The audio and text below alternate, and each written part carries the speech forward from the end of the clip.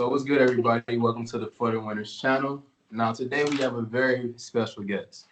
So the reason why I say special is because everybody knows I love anything about branding. I love marketing. I love the idea of influencers, influence, and I like social media.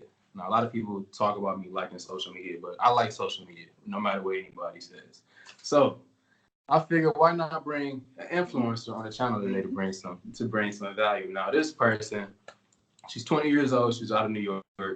She's an influencer in the beauty industry, which is exploding right now, which everybody knows.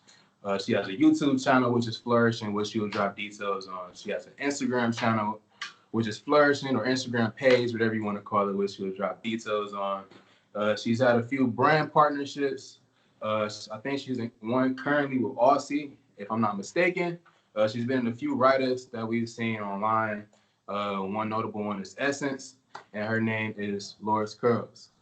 So, how you doing today? I'm doing good. Welcome to the party. So, introduce yourself. Drop some Okay. details on where they can find you before we get into the juice. Okay. Well, hi guys. My name is Lauren. You can find me on YouTube and Instagram. Basically, my page is about loving and embracing natural hair, and I also love to incorporate skincare too into my content. And yeah, that's pretty much it. Yeah. Okay. So she's gonna drop that info again at the end of the interview, because Mhm. people oftentimes say, they need to drop it multiple times from the responses that we've gotten. So that's what she's gonna do. She's gonna drop it again at the end of the interview. So where we like to start off, tell people how you even got started doing this. Now, it's a lot of people who've jumped into being an influencer on purpose, and it's been people who just gotten into it on accident. So just tell us your entire story on how you Okay. got into the influencer field. Okay. So I'm one of those who got into it on accident. It was summer of 2017. I was hanging out with my mom and my best friend, and we were just going through a bunch of hair pages. Um, I've personally been watching YouTube videos on natural hair since I was like 14. So like I've always loved it. I've always had an interest for it. And then my best friend Paula was like, "Hey, why don't you just start your own natural hair page?" And I was like, "No, I'm not into that. I'm not into YouTube. I've always been like a super shy kid." So one day I was just like, you know what? Why not? And then I got on Instagram because I've always loved that app as well. And then I just started blogging about natural hair and showing people what I do with my hair and how I got it to be healthy again. And then it just took off from there, honestly. I got a bunch of followers, a lot of engagement, and I guess I was classified as an influencer. I still don't like being called an influencer, but like, it's been great. It's been great. A lot of opportunities arose from it, and I enjoy it a lot. So okay, so let's backtrack a little bit. Okay, let's So backtrack. you just now a lot of people try to be influencers, but it just doesn't work. It just Yeah. doesn't. They do everything. They make content. They do all the little engagement, whatever, and it just doesn't work, right? But you, on the other hand, you started putting out content, and then just what happened? What were you doing to make the videos catch traction? Like, what were you doing? At first, so I didn't make videos for like an entire year because I felt like I didn't have like the right equipment and stuff. So I just stuck to pictures.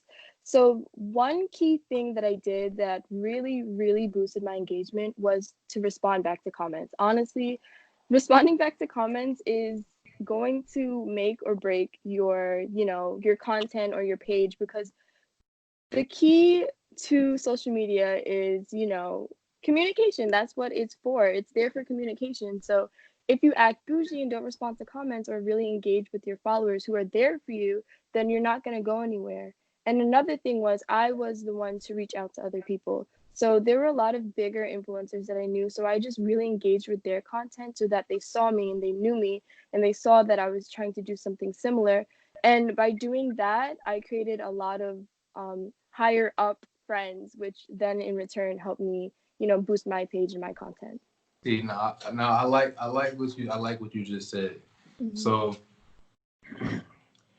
pretty much, you built a network that helps you build your page. Exactly. Yeah. Even when you had no followers, you you Yeah. you built you built a network. online that eventually helps you build your page, right? Mm-hmm. So I like the reason why I like that you said is because number one, people don't understand what social media, like they call it a social networking site for a reason. You're supposed to use it to network. You see what I'm saying? So Exactly. Exactly.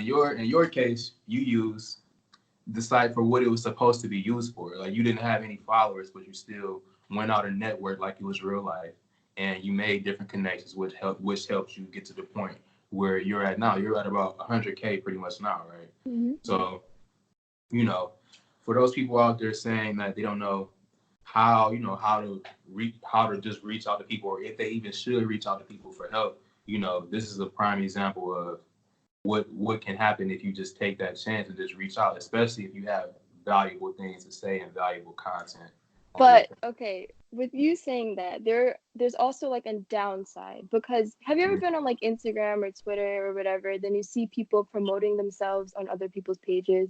Like self promo, guys, it just doesn't work. It makes people you just look annoying and it takes Agreed. away from it just makes you look annoying and very desperate and needy for followers, and you don't want that. What you want is to genuinely engage with people's content.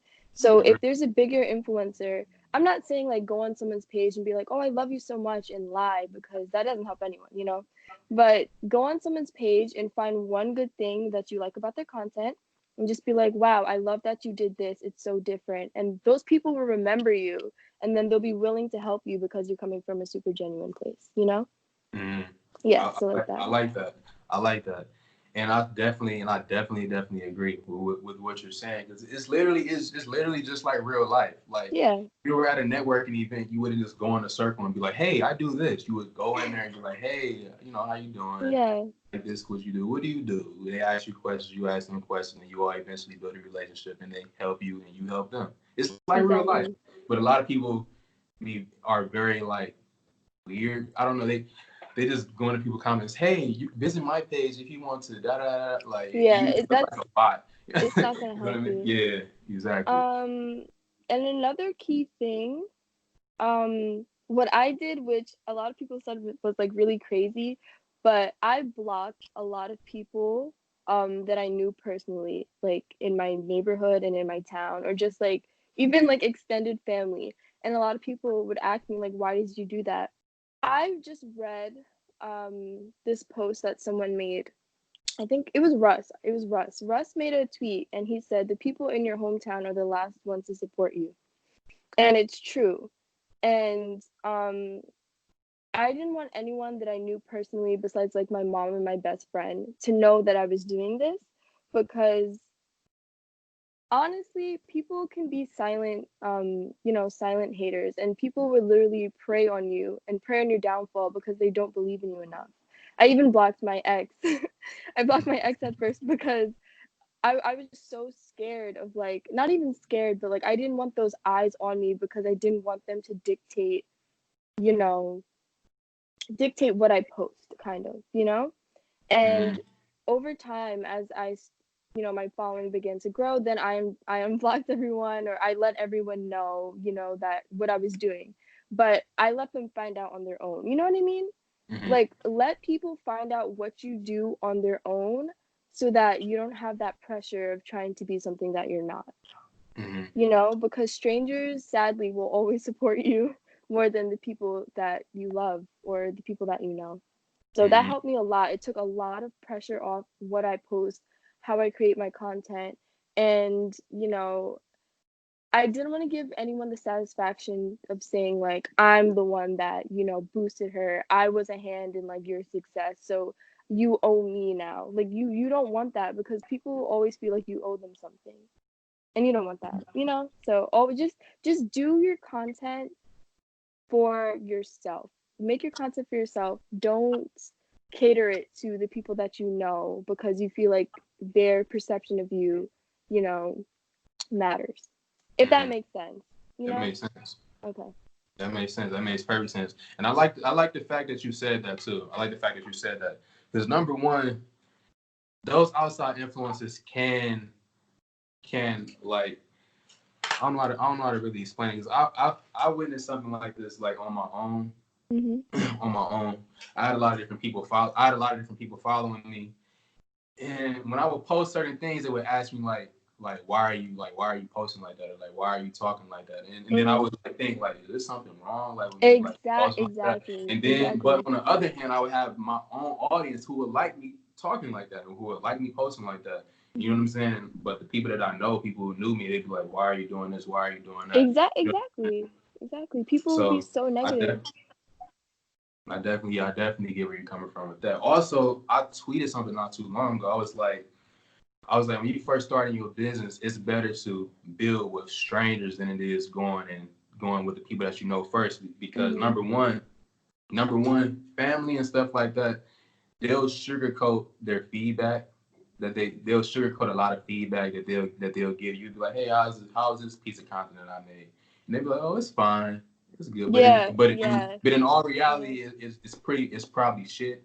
But Yeah. like, but if you go to some strangers and post something, you'll have a billion comments saying this is trash, this is that, and you really need that type of stuff to really Mm-hmm. like guide the way that you make material. Definitely. Like when you first start, you definitely need at least one or two solid people that you know that would like tell you the truth no matter what. For me, that was my best friend and my mom. Like my mom would literally still to this day, whenever I create content, I go to my mom and I'm like, "Hey, do you like this?" She'd be like, "Ooh, that's out of place. I don't like your background. Your music choice is kind of, weird." And I like that because it hurts my feelings sometimes because I have to go and recreate a whole video. But in the long run, it helps you. It helps you, really reach more people because you're getting that outside viewpoint of your content. I Hmm. completely agree. I definitely agree. Now when you were just talking about the equipment, now a lot of people may think that they need super expensive equipment to start Hmm. blogging or start trying to be an influencer, just because of the people that they may see, the bigger people like Alyssa Ashley and all these different people who have like super big production quality or whatever. And I hope that I pronounced her name right. Yeah, it's Alyssa I Ashley. did. All right. That. So they have like super big like production quality and stuff like that. Hmm. Now, when you first started making your content, what were you using? I was using my iPhone 8 Plus, and I still use my iPhone 8 Plus sometimes. And I have a ring light. I bought it for $50 on Amazon. That's literally all I use, and I get production quality type videos. And even if like you have an Android or something, just make content. Just do it because the money that you generate from making the content, you can buy whatever equipment you want in the long run. You know what I mean? So Mm. just work with what you have, guys. That's literally my biggest tip for you. Work with what you got.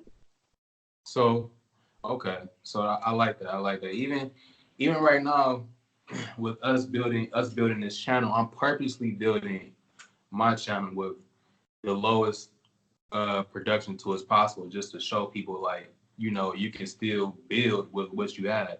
And then I'm Mhm. happy that you even said that, because it's literally proving the point of where the point that we're trying to get across, the message that we're trying to get across.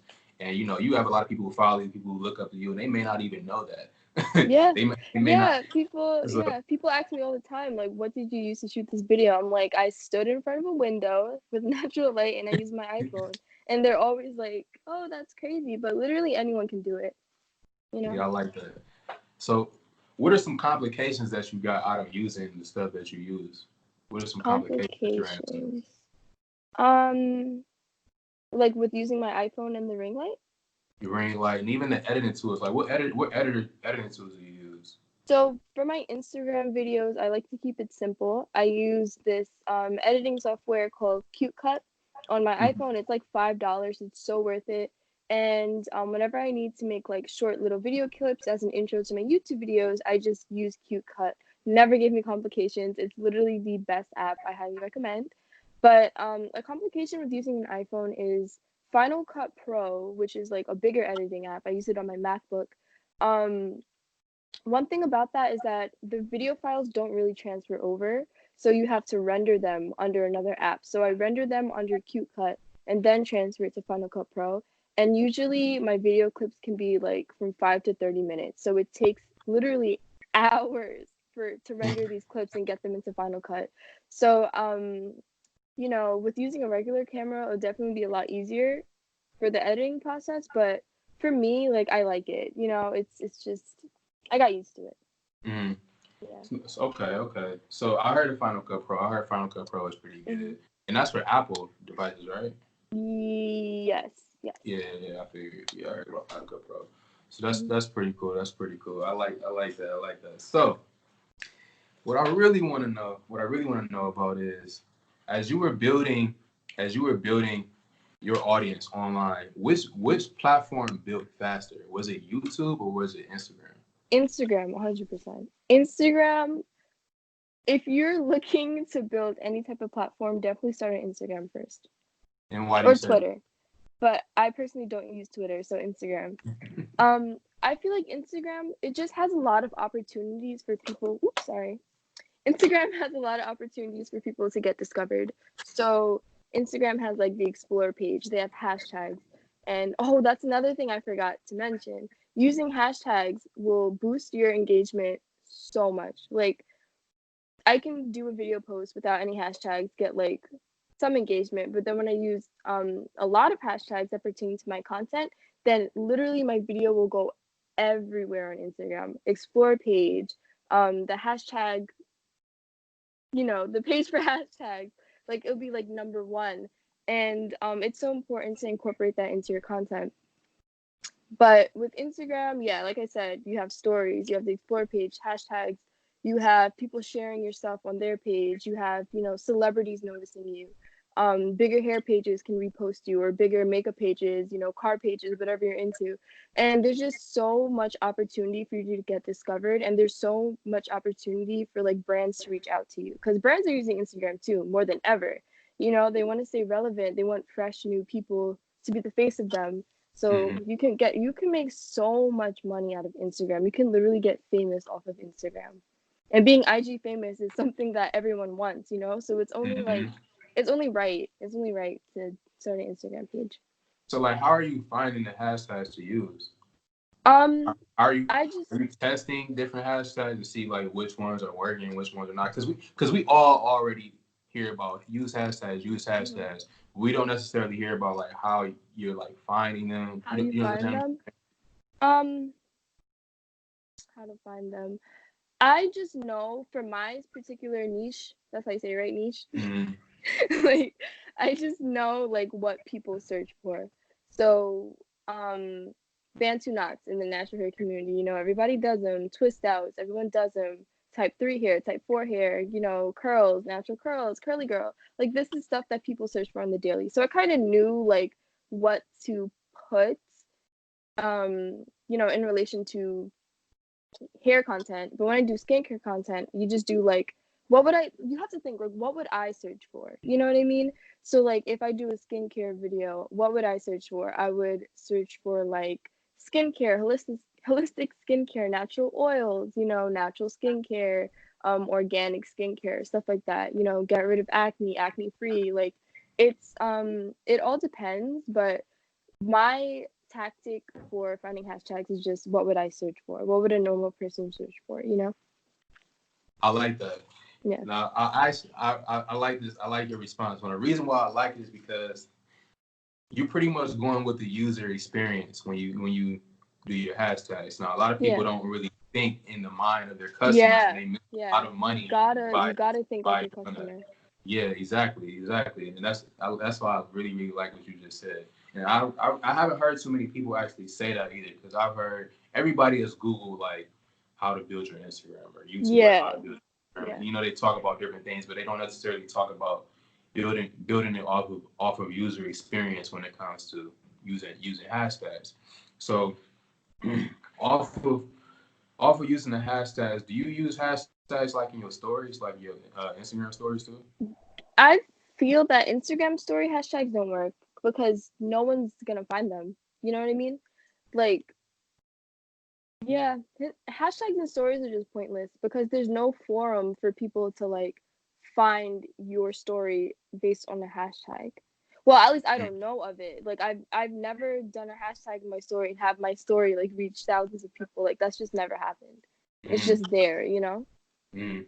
Okay, because I've heard some people say like they use hashtags in their stories, and I've heard people say that they don't. They all have like different perspectives on whether they should use it or whether they shouldn't use it. But you said, you know, you don't use it because you really haven't seen much results through it, but you have Yeah. seen it through posts. Now, when you put your hashtags on your posts, where are you putting them in your comments or are you putting them in the actual like captions? In my comments, but honestly, it's just personal preference. I like to have it like in my comment section because I don't like a bunch of hashtags like in Yeah, my. me agree. Yeah, it's just I feel like it takes away from the content. Yeah, I definitely agree with that. I put hashtags in my comments too. I don't. It just Mhm. looks ugly to me, like when it's sitting Yeah, inside. exactly. Yeah. It doesn't look nice to the eye. But if you're gonna do that, as soon as you post your content, make sure that you copy and pasted all of the hashtags you're gonna use, and then put it right away so that your content is fresh to go right into the explore page and stuff. Mhm. Yeah. Okay. Okay. Now, moving on to like YouTube. How did your YouTube start building? Um. Because a lot of people have a lot of trouble with building YouTube channels. Yeah. YouTube. I only wanted to start YouTube because like I wanted to start my YouTube channel for monetization. Monetiz how do you say it? I Monetiz don't even want to attempt this word either because I already know that I'm a butcher the word. Okay, you We can know what you monetize on mean. YouTube. You can monetize. So I thought, wow, it's the best of both worlds. You can have a consistent income and you can also blog about what you love. I'm not saying I did it for the money or anything, but it was just like a nice addition because, you know, you don't really make money on Instagram from posting videos. So I started a YouTube channel after like my first year of being on, no, yeah, about like my first year about being on Instagram. Mhm. And within like the first 4 months, I only had like 500 subscribers. And it didn't bother me or anything, but it just kind of sucked because with the YouTube policy, you need like 1,000 subscribers, I think, and 100,000 views. And I only had 500 subscribers and like 15,000 views, you know? So I was like, wow, I'm not going to monetize anytime soon. But I made one piece of content that literally boosted my YouTube beyond anything. And that was this video on hair paint wax, which is like a hair color, a temporary hair color. So to boost your YouTube, you can do two things. Because after that, I now have 35,000 subscribers and a million plus views, like a million and a half. And I feel like that only happened because of this one video that I made. And it was, like I said, the hair wax video. And it was just fresh because no one's ever seen it before, really, you know? Mhm. So then when that started blowing up, people would come to my video and then subscribe to me and be like, wow, this is such a fresh idea, you know? And yeah, from that one video, every other video just started popping off. The video that I posted before that one now has 500,000 views, and that's because the hair paint video boosted all of my videos to go on the YouTube recommended, Mhm. right? So, long story short, there's two things you can do. You can be super consistent, like post like 3 times a week with you know, mediocre ideas. Like you can be a vlogger or something. Not that it's bad, but like, you know, just consistency would get you more subscribers. Or you can come out with like this super duper like never before seen like video that will get people talking, you know? And that will literally boost your subscribers. I still get so many subscribers from that one video, and I made it a year ago, you know? So it So, so it sounds like it caught the algorithm of YouTube. yes. And YouTube's algorithm is very hard, you guys. So if you're not growing as fast as you want, it's honestly not your fault 100% of the time. Well, not So 100%, but like 99.9% of the time. so there's like, do Instagram tactics work on YouTube? No, two completely different things. So like responding to comments and stuff like that. Does that? Oh, well, responding to comments, yeah, but not as much as Instagram. Because like if you don't respond to YouTube comments, people don't really care because no one really does that in the first place, kind of. You know what Mm-hmm. I mean? And no one's going through comments to like see if you respond on YouTube, I feel. It's like and on YouTube it's like I don't know, people don't really go back to see if you responded to their comment, you know? I So feel it like, doesn't really. I feel like it's because people are coming there for two different reasons. Yeah, definitely. Like people are going to Instagram to interact with people. People are going to YouTube to find information or That's to the be entertained. that's So the like way to put it. yeah, that's what I just got out of that. And I actually just thought about that, and it really makes a lot of sense because even Yeah. me personally, like I don't really like I go to YouTube for the video. Like I Hmm. don't necessarily like go there to like talk to To people. interact, yeah, because Yeah. you don't expect the videos creators to interact with you. You really Mhm. don't. Well, at least I don't. You know, Mhm. I still respond to the comments, but like on another person's page, it's like I don't expect you to interact with me on a video you made like 3 years ago. You know, So like, how consistent were you posting? How many times were you posting videos on YouTube. on YouTube and Instagram? Like how Okay, when you were starting, like how consistent were you? I'm very consistent on Instagram. Well, now I kind of slowed down a bit because life, you know. But before I would post like maybe 3 times a week on Instagram, but or twice, and then on YouTube, I'm not that consistent on YouTube to be honest because it takes so much to make a video, you know. So I definitely have to become more consistent with that. But when I first started, it would be like 2 videos a month, maybe 3 videos a month. Hmm. So let's touch on what you just said about the consistency with with YouTube videos versus Instagram videos. So Hmm. like when you're making your YouTube videos, is there a certain format that's like popular with YouTube videos that people Yes, have to really go yes, and yes, yes. So YouTube is always changing, but um literally guys, two things that you need in order to grow like exponentially is one, you need to be hip, like you have to be like, you know, on top of everything that's going on. So right now, what's popular on YouTube is like the Visco girl thing, you know, or just like being funny and, you know, honest. And yeah, people just want like honesty and yeah, people just want honesty, honestly. People want honesty and like the feeling that you care about them.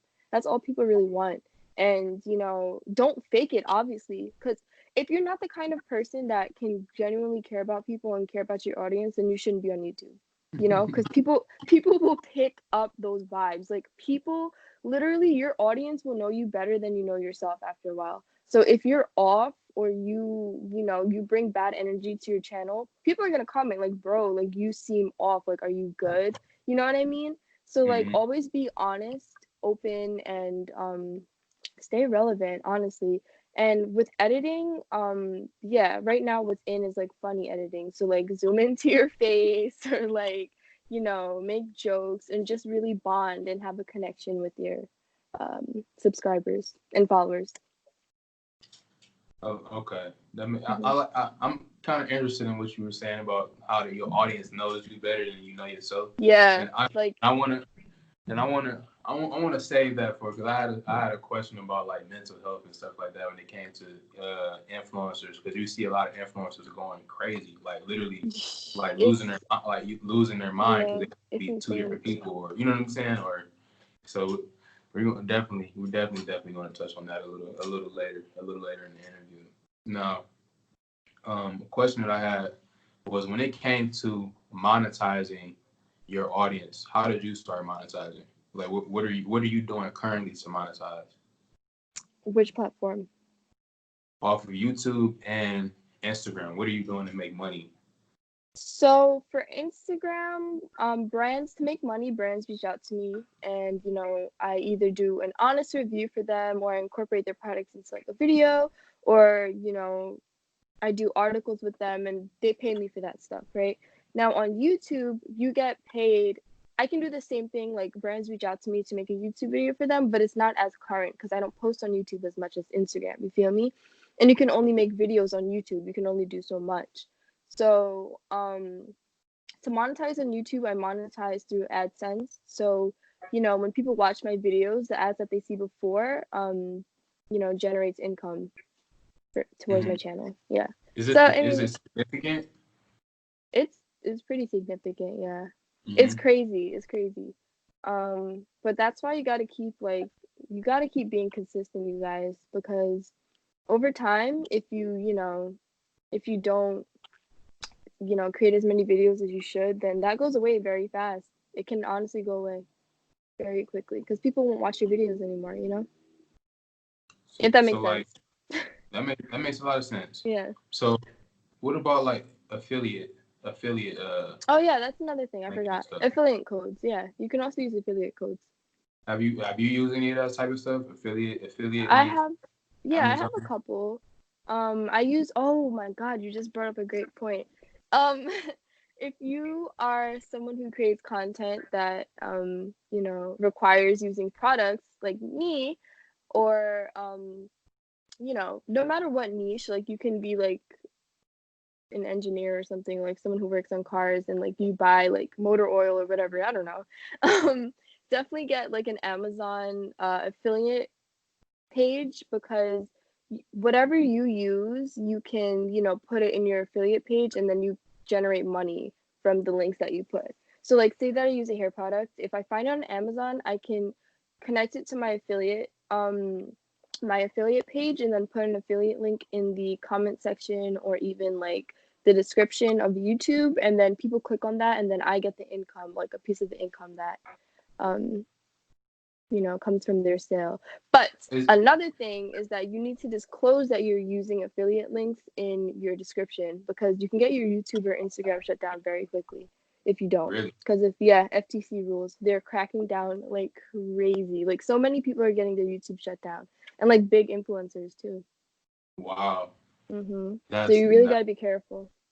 that's crazy. That's crazy. So you pretty much have to say that's why you see like some people say like I'm an Amazon affiliate, yada yada yada. Exactly. And you At the can bottom. say Yeah. like I see those on hashtag websites and ads, stuff too. paid partnership. Yeah. Yeah. So wait, so is the Amazon income more significant than the ads in the beginning of your video? Like are I you will making more money say, from Amazon links than ads? no. It's honestly it's like the same kind of. It's like right there. Amazon would be like under, and then um ads are like right there, you know?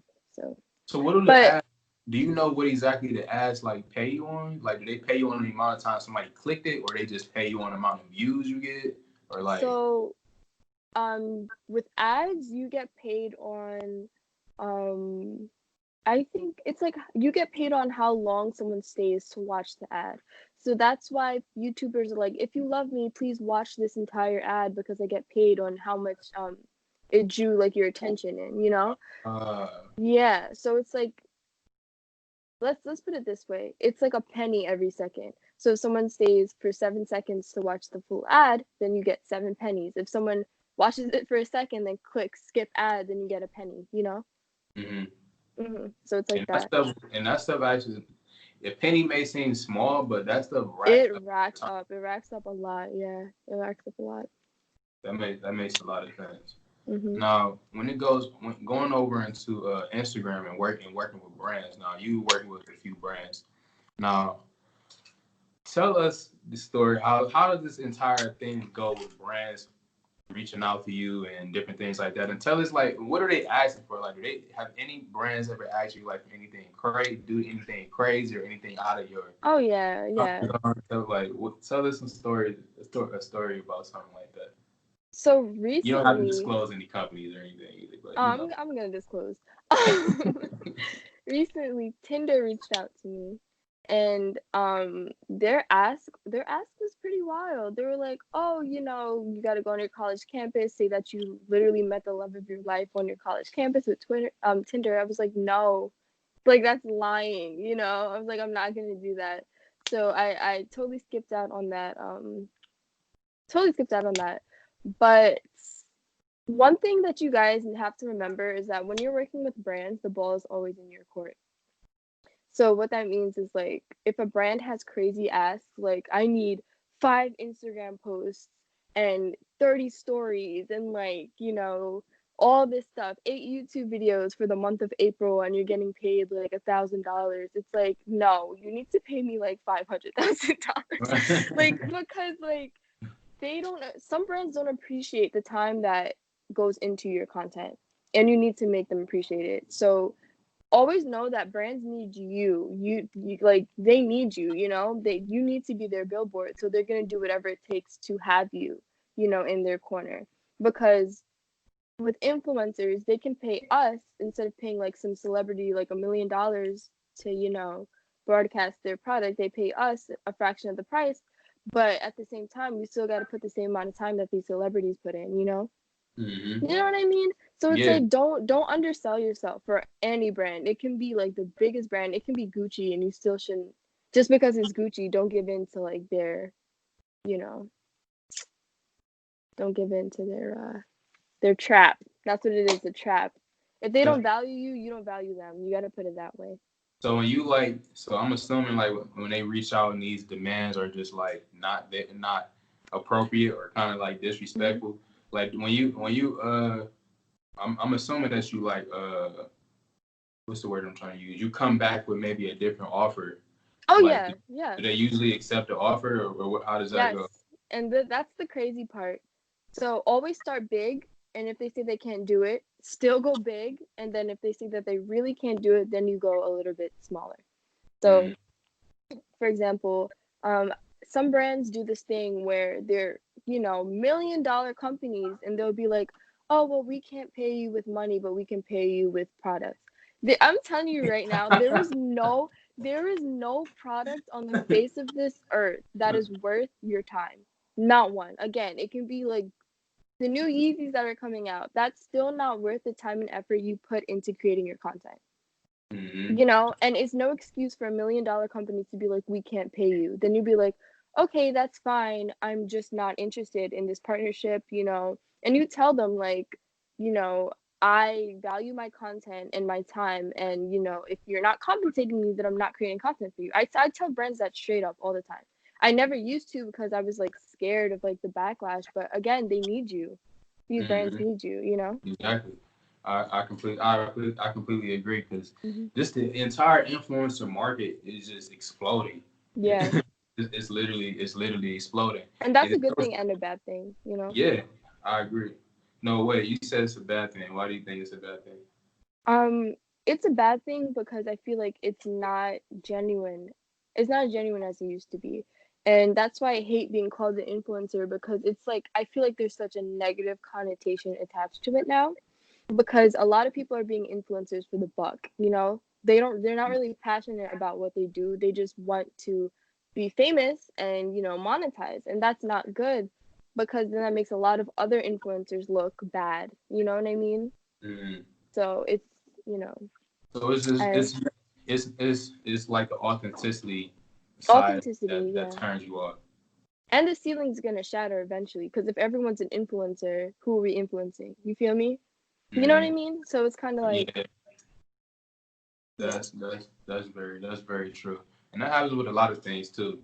Eventually, the market just gets too saturated, and then Saturated, everything starts exactly. to feel fake. Literally, everything starts to feel fake. That's a So, fact. so with you working with brands, what are some good things outside of pay that have happened with you working with brands outside of pay? Outside of pay, in what sense? Like they they may compensate you, but I mean, what other things have brands done for you that were pretty cool? You were like, hey, like I Oh, really did this.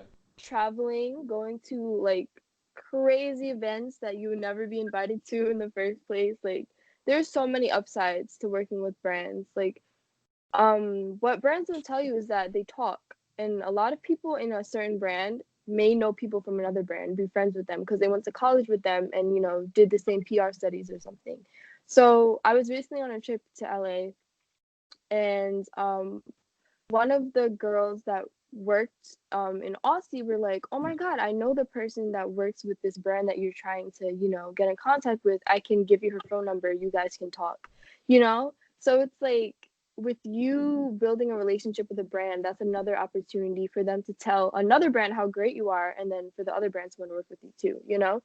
And it's just cool to have friends, to be like, oh yeah, I'm friends with the Aussie manager, or like I'm friends with like, the Diva Curl manager or whatever manager. Like, it's just such a cool thing to have, You really to build building these like relationships. you building like really solid relationships, like real business Yeah, relationships. like super. It's great to have like a business relationship and a friendship at the same time. Like, it's just amazing. Yeah. That's definitely solid. Mm-hmm. Now, with you all collaborating and stuff like that, do other influencers collaborate with each other?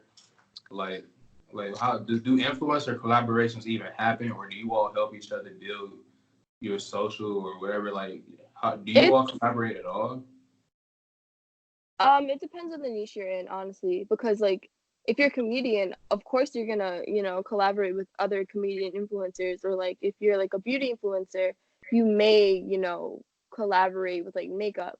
But for my specific niche, which is mostly like hair and stuff, we don't really collaborate because our brand is us. You know what I'm trying to say? It's like Mm-hmm.